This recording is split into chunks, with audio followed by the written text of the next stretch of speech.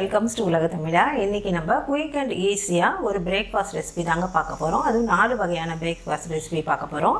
இதுக்கு ஊற வைக்க தேவையில்லை, அரைக்க தேவையில்லை, ஈவன் ஃபர்மெண்டேஷன் கூட எதுவுமே இல்லை, புளிக்க வைக்கவும் தேவையில்லை. குயிக் அண்ட் ஈஸியாக அதுவும் இன்ஸ்டண்ட்டாக செய்கிற ரெசிபிஸ் தான் பார்க்க போகிறோம். வாங்க எப்படி செய்யுதுன்னு பார்க்கலாம். அதுக்கு முன்னாடி நம்ம சேனலை சப்ஸ்கிரைப் பண்ணலைன்னா சப்ஸ்கிரைப் பண்ணிவிடுங்க. பக்கத்தில் இருக்க பெல் ஐக்கானையும் ப்ரெஸ் பண்ணிக்கோங்க. அப்போ தான் நாங்கள் போடுற புதிய வீடியோக்களோட தகவல் உங்களுக்கு கிடைக்கும்.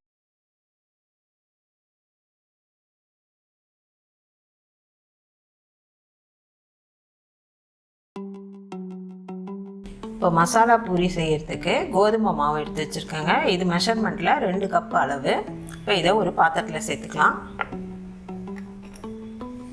இப்போ இது கூட 2 டேபிள் ஸ்பூன் ரவை, இப்போ இதோட 1 டேபிள் ஸ்பூன் மிளகாவும் தனியாகவும் சேர்த்து அரைச்ச பவுடர். நீங்கள் மிளகாத்தூள் தனியாக கூட போட்டுக்கலாம்.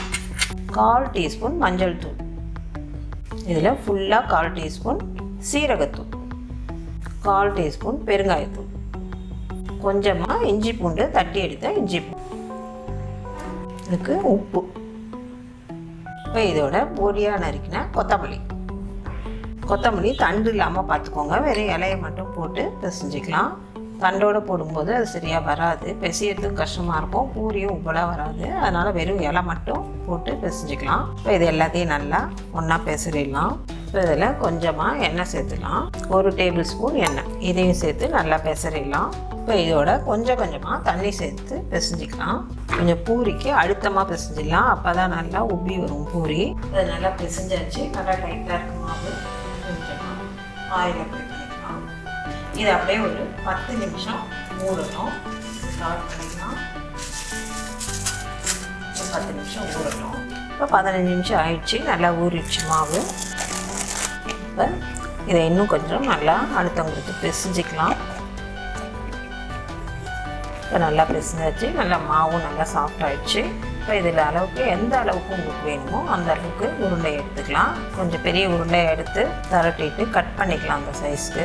இது மேலே கொஞ்சமாக மாவை ஊற்றி விட்டுலாம். 2 கையும் வச்சு நல்லா மாவை உருண்டையை உருட்டிடலாம்.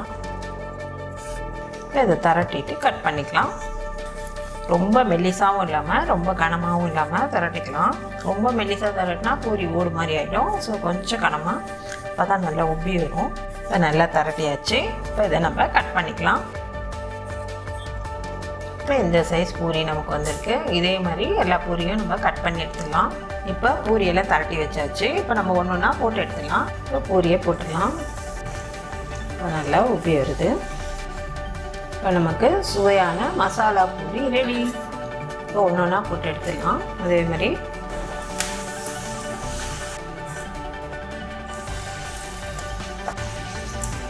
பூரியை நல்லா ஹை ஃப்ளேமில் வச்சுட்டு எண்ணெய் காஞ்ச அப்புறம் மீடியம் ஃப்ளேம் கொண்டு வந்துடுங்க. அப்போ தான் கரெக்டாக இருக்கும். ஸ்லோ ஃப்ளேமில் வச்சா பூரி உப்போது போகுது. இதை நம்ம ரவை போட்டிருக்கிறதுனால பூரி அமுங்காமல் நல்லாவே இருக்கும். ஸோ இதே மாதிரி எல்லா பூரியும் சுட்டு எடுத்துடலாம்.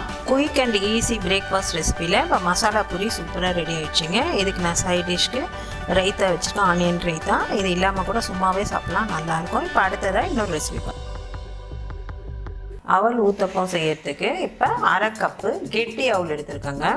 இதை இந்த பவுலில் சேர்த்துடலாம். எப்போவுமே அவலில் தூசியெல்லாம் இருக்கும், அதனால் இதை நல்லா அலசி எடுத்துகிட்டு வந்துடலாம்.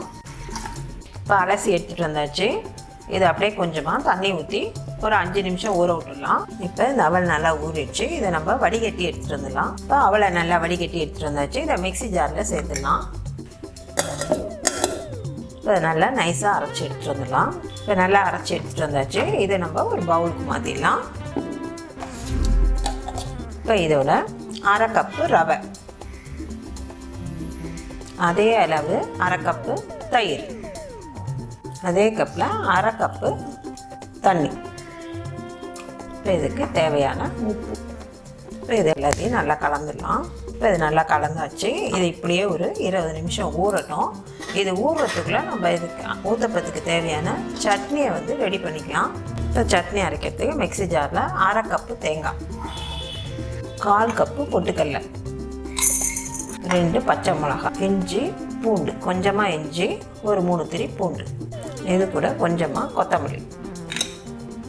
இப்போ இதுக்கு தேவையான உப்பு. இப்போ இதை நல்லா அரைச்சி எடுத்துகிட்டு வந்துடலாம். இப்போ இப்போ சட்னி அரைச்சி எடுத்துகிட்டு வந்தாச்சு. இதை பவுலுக்கு மாற்றிடலாம். இப்போ இதுக்கு சின்னதாக ஒரு தாளிப்பு கொடுத்து எடுத்துகிட்டு வந்திருக்கேன். அதை இதோட சேர்த்துடலாம். அவ்வளோதான். இப்போ சட்னி ரெடி ஆயிடுச்சு. இப்போ அடுத்ததான் நம்ம அவல் ஊத்தப்பத்துக்கு மேலே தூர ஸ்டஃபிங்ஸ் வந்து ரெடி பண்ணிடலாம். இப்போ ஊத்தப்பத்துக்கு மேலே தூரத்துக்கு ஸ்டஃபிங்ஸ் ரெடி பண்ணிக்கலாங்க. இதுக்கு நான் ஒரு பெரிய கேரட் எடுத்து தோல் சீவிட்டு திருவி வச்சுருக்கேன். இதை சேர்த்துக்கலாம். இது கூட ஒரு 4 பீன்ஸ் பொடியாக கட் பண்ணி வச்சுருக்கேன், அதை சேர்த்துக்கலாம். ஒரு பாதி கொடை மிளகா சேர்த்துக்கலாம். இதோட ஒரு பெரிய வெங்காயம் பொடியாக நறுக்குது, அதை சேர்த்துக்கலாம். இப்போ இதுக்கு தேவையான உப்பு. நான் இதில் பச்சை மிளகாய் எதுவும் சேர்க்கல, ஏன்னா இதில் வந்து நான் கொட்டு காரப்பொடியை மேலே தூவலான் இருக்கேன் இதோட. அதனால் நான் பச்சை மிளகா சேர்க்கல. நீங்கள் வந்து பச்சை மிளகா சேர்த்துக்கோங்க, உங்கள் காரத்துக்கு ஏற்ற மாதிரி 1 or 2 பொடியாக கட் பண்ணி சேர்த்துக்கோங்க. இதில் இது எல்லாத்தையும் நல்லா கலந்தாச்சு. இவ்வளோதான். இப்போ நமக்கு ஸ்டஃபிங்ஸ் ரெடி ஆயிடுச்சு. இப்போ ஊற்றப்போ நம்ம ஊற்றிடலாம். இப்போ இது ஒரு 20 நிமிஷமாக ஊறிடுச்சு, நல்லா ஊறியிருக்கு. இப்போ இதுதான் கரெக்டான கன்சிஸ்டன்சி. நம்ம ஊற்றப்போ ஊற்றிடலாம். இது துடைக்கணுமா என்ன? இப்போ டிஷ்யூ வச்சு நல்லா துடைச்சிடலாம். தவா நல்லா காஞ்சிடுச்சுங்க. இப்போ நம்ம ரொம்ப அழுத்த வேணாம், லைட்டாக பண்ணிவிட்டு இது மேலே ஸ்டஃபிங்ஸ் போட்டுக்கலாம். அதுக்கு எண்ணெய் ஊற்றிடலாம். அது லைட்டாக ப்ரெஸ் பண்ணிக்கலாம். ரொம்ப லைட்டாக ப்ரெஸ் பண்ணால் போதும். இது ஒரு பக்கம் செவுக்கட்டும். இப்போ இது கொஞ்சம் வெந்துடுச்சு. இது மேலே அந்த கொட்டுக்கார பொடியை தூவிடலாம்.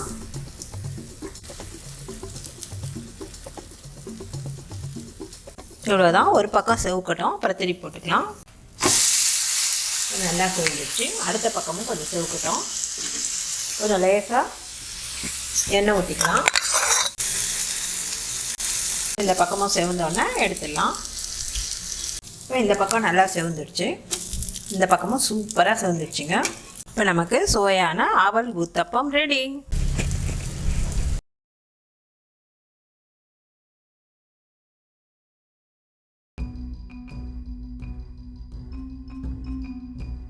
கேழ்வரகு மாவு பந்தோசை செய்யறதுக்கு இப்போ ஒரு பவுல் வச்சுருக்கோங்க. இதில் 1 கப்பு கேழ்வரகு மாவு, 1 கப்பு ரவை. இது வறுத்த ரவை, வறுக்காத ரவை எது இருந்தாலும் பரவாயில்ல, இதையும் சேர்த்துக்கலாம். 1/2 கப்பு தயிர். இப்போ இதுக்கு தேவையான உப்பு. இப்போ இதெல்லாம் ஒன்றா கலந்துக்கலாம். இதெல்லாம் ஒன்றா சேர்த்துக்கலாம். இப்போ இது கூட 1/2 கப் அளவு தண்ணி சேர்த்துக்கலாம். இது நல்லா கலந்து வச்சுக்கலாம். இப்போ இது நல்லா கரைச்சாச்சு. இந்த அளவு திக்காக கரைச்சி வச்சுக்கலாம், ஏன்னா இதை நம்ம வந்து மிக்சியில் அரைக்க போகிறோம். இது ஒரு 15லேருந்து 20 நிமிஷம் அப்படியே ஊறட்டும். இப்போ 20 நிமிஷம் ஆயிடுச்சுங்க, நல்லா ஊறிடுச்சு. இதை நம்ம மிக்சி ஜாரில் சேர்த்துடலாம். இது நல்லா கெட்டியாகவே இருக்குது, கெட்டியாக தான் இருக்கட்டும். வேணும்னா நம்ம தண்ணி பார்த்துட்டு கொஞ்சமாக ஊற்றிக்கலாம். இப்போ அதை அரைச்சி எடுத்துகிட்டு வந்துடலாம். இப்போ அரைச்சாச்சு. இதை வந்து ஒரு பவுலில் சேர்த்துடலாம். இப்போ நல்லா மிக்சியில் போட்டு நைஸாக அரைச்சி எடுத்துகிட்டு வந்தாச்சு. இப்போ இதுக்கு ஒரு தாளிப்பு கொடுத்துடலாம். இப்போ தாளிக்கிறதுக்கு கடாயில் எண்ணெய் ஊற்றி வச்சுருக்கோங்க. எண்ணெய் காஞ்சிடுச்சு. இதில் கடுகு, 1/4 டீஸ்பூன் கடுகு. இதில் ஒரு 1/2 டீஸ்பூன் உளுத்தம்பருப்பு. உளுத்தம்பருப்பும் நல்லா சேர்ந்துருச்சு. 1/4 டீஸ்பூன் சீரகம். இப்போ இதில் ஒரு பெரிய வெங்காயம் கட் பண்ணி வச்சுருக்கேன், இதை சேர்த்துக்கலாம். ஒரே ஒரு பச்சை மிளகா. இப்போ ஸ்டவ் ஆஃப் பண்ணிவிட்டு அதோட இந்த கொத்தமல்லியை சேர்த்துக்கலாம்.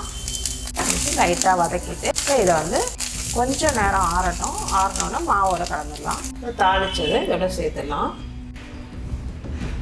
இதை நல்லா கலந்துடலாம். இப்போ நமக்கு மாவு கொஞ்சம் கெட்டியாக தான் இருக்குது. கொஞ்சமாக தண்ணி சேர்த்துக்கலாம். அரைச்ச மிக்சி ஜாரில் கொஞ்சம் கழுவிட்டு தண்ணி சேர்த்துக்கலாம். போதும், இது கரெக்டாக இருக்கும். இந்த தோசைக்கு உண்டான சட்னியை ரெடி பண்ணிக்கலாம். அது சட்னியோடு சாப்பிடும்போது ரொம்ப நல்லா டேஸ்ட்டாக இருக்கும். இதுக்கு கார சட்னி தான் நல்லாயிருக்கும். அதனால் இப்போ நம்ம கார சட்னி ரெடி பண்ணிட்டு வந்துடலாம். கார சட்னி செய்யறதுக்கு மிக்சி ஜாரில் 2 பெரிய தக்காளி இது சேர்த்துடலாம். இதோட ஒரு 4 திரி பூண்டு, 1/2 டீஸ்பூன் மிளகாத்தூள். உங்கள் காரத்துக்கு ஏற்ற மாதிரி சேர்த்துக்கோங்க, நான் கம்மியாக தான் சேர்த்துருக்கேன். இப்போ இதுக்கு தேவையான உப்பு, கொஞ்சம் வெல்லம். இந்த தக்காளியோட புளிப்பும் அந்த மிளகாத்தூளோட காரத்தையும் தூக்கி கொடுக்கறதுக்காக வெல்லம். இப்போ இதை நல்லா அரைச்சி எடுத்துகிட்டு வந்துடலாம். இப்போ இதை நல்லா அரைச்சி எடுத்துகிட்டு வந்தாச்சு நைஸாக. இப்போ இதை நம்ம தாளிச்சிக்கலாம். இப்போ சட்னி தாளிக்க எண்ணெய் ஊற்றி வச்சுருக்கேன். அங்கே கடாயில் எண்ணெய் காஞ்சிடுச்சு. இப்போ கடுகு போட்டுக்கலாம். இப்போ கடுகு பொரியுது. இந்த கொஞ்சமாக பெருங்காயத்தூள் சேர்த்துக்கலாம். இப்போ அரைச்ச சட்னியை இதில் சேர்த்துடலாம். ரொம்ப நேரம் வதக்க வேணாம், ஆனால் கொஞ்சம் நேரம் வதக்கலாம். கொஞ்சம் கொதிச்சா போதும், எடுத்துடலாம். இப்போ இது நல்லா சுண்டி வந்துடுச்சு. இவ்வளோதான், இந்த அளவு இருந்தால் போதும். ரொம்பலாம் எண்ணெய் பிரிஞ்சு வர்றது அந்த மாதிரிலாம் தேவையில்லை. இது நல்லாவே இருக்கும், தொட்டு சாப்பிட்டாதான். இப்போ இதை நம்ம இறக்கி வச்சிடலாம். இப்போ மாவில் கொஞ்சமாக ஆப்ப சோடா ஒரு 1/4 டீஸ்பூன் அளவு சேர்த்துக்கலாம். இது ஆப்ப சோடா வேணாம் அப்படின்னு நினச்சிங்கன்னா இது ஒரு 5 hours அது ஊற வைக்கிற மாதிரி இருக்கும். இப்போ நான் இன்ஸ்டண்ட்டாக செய்யறதுனால இதில் ஆப்ப சோடா கலந்துருக்கேன். இப்போ ஊற்றிடலாம். இப்போ பன் தோசை ஊற்றுறதுக்கு நான் ஆப்ப கடாய் வச்சுருக்கேன், நான்ஸ்டிக் கடாய் தான் வச்சுருக்கேன். நீங்கள் வந்து இது வேணாம் அப்படி சின்ன சின்னதாக வேணும் அப்படின்னா தாளிக்கிற கரண்டி கூட வச்சு ஊற்றிக்கலாம். இதில் கொஞ்சமாக எண்ணெய் ஊற்றிருக்கேன். இப்போ எண்ணெய் கொஞ்சம் காயட்டும். இப்போ இதில் ஒரு கரண்டி மாவு எடுத்து ஊற்றிடலாம். இதை மூடி வைக்கலாம். இப்போ மூடி திறந்துடலாம். இப்போ நல்லா அழகாக புசு புசுன்னு சூப்பராக இருக்குது.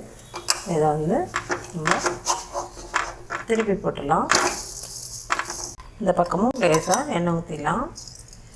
இப்போ நமக்கு பன் தோசை ரெடி ஆயிடுச்சுங்க.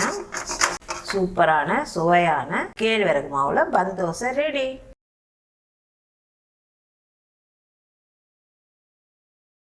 கோலி இட்லி செய்யறதுக்கு இப்போ கடாய் வச்சுருக்காங்க. கடாயில் 1.5 கப்பு தண்ணி ஊற்றிக்கலாம். நம்ம எந்த அளவு மாவு எடுக்கிறோமோ அதே அளவு தண்ணி ஊற்றிக்கணும். இப்போ நான் 1.5 கப் தான் எடுக்க போகிறேன், அதனால் நான் 1.5 கப் தண்ணி சேர்த்துக்கிறேன். கொஞ்சம் சூடாகட்டும். இப்போ தண்ணி நல்லா கொதிக்குது. இதில் 1/2 டீஸ்பூன் நெய் சேர்த்துக்கலாம். இப்போ 1/2 டீஸ்பூன் அளவு உப்பு. இப்போ தண்ணி நல்லா கொதிக்குது. இப்போ இதை நல்லா ஸ்லோ பண்ணிவிட்டு அரிசி மாவு 1.5 கப்பு அரிசி மாவு சேர்த்துக்கலாம். ஆல்ரெடி 1 கப்பு சேர்த்துட்டோம், இதில் 1/2 கப். இது நல்லா கிண்டியாச்சு.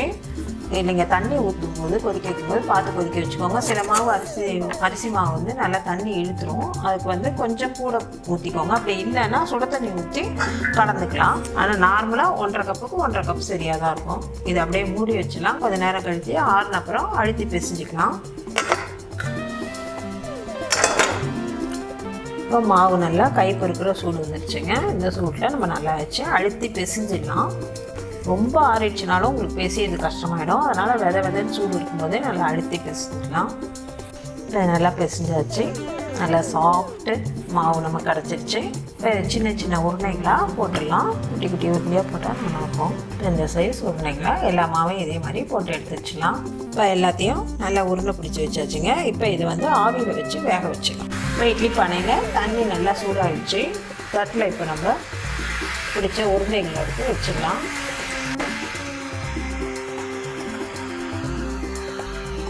இப்போ இதை மூடி போட்டு ஒரு 10 நிமிஷம் வேக வைக்கலாம். ஆல்ரெடி வெந்த மாவு தான், அதனால் 10 மினிட்ஸ் வெந்தால் போதும். இப்போ 10 நிமிஷம் ஆயிடுச்சு. ஆவியும் நல்லா வந்துடுச்சு. இப்போ ஓப்பன் பண்ணலாம். சூப்பராக வெந்திருக்கு. இப்போ இதை எடுத்து நம்ம பிளேட்டில் வச்சிடலாம். இப்போ கோலி இட்லி தாளிக்கு கடாய் வச்சு எண்ணெய் ஊற்றி வச்சுருக்கோங்க. எண்ணெய் காஞ்சிச்சு. இதில் 1/4 டீஸ்பூன் கடுகு, 1/4 டீஸ்பூன் உளுத்தம்பருப்பு, 1/4 டீஸ்பூன் எள்ளு, 1/4 டீஸ்பூன் பெருங்காயத்தூள். இப்போ இதில் நம்ம வேக வச்ச கோலி இட்லி, இது அம்னி கொழுக்கட்டைன்னு கூட சொல்லுவாங்க. இதுக்கு குட்டி குட்டியாக உருட்டி வைக்கிறதுனால இதுக்கு அம்னி கொழுக்கட்டைன்னு சொல்லுவாங்க. இதையும் போட்டு நல்லா கலந்துக்கலாம். இப்போ இதோட 1 டேபிள் ஸ்பூன் கொட்டு காரப்பொடி. இந்த கொட்டு காரப்பொடியோட ரெசிபி வந்து ஆல்ரெடி நம்ம சேனலில் அப்லோட் பண்ணியிருக்கோங்க. அதோட லிங்க் வந்து நான் கீழே தரேன், செக் பண்ணி பார்த்துக்கோங்க. இது ரொம்ப டேஸ்ட்டாக இருக்கும். ஏன்னா இது வெறும் அரிசி மாவு தான், அதனால் இதுக்கு வந்து ஒரு காரம் ஒதுக்காது. அதனால் இந்த காரப்பொடி தூவும்போது எக்ஸ்ட்ராவாக நல்லா டேஸ்ட் கிடைக்கிறதுக்கு இதில் கட் பண்ணி வச்சுருக்க கொத்தமல்லி தூவிலாம் இருக்கும்.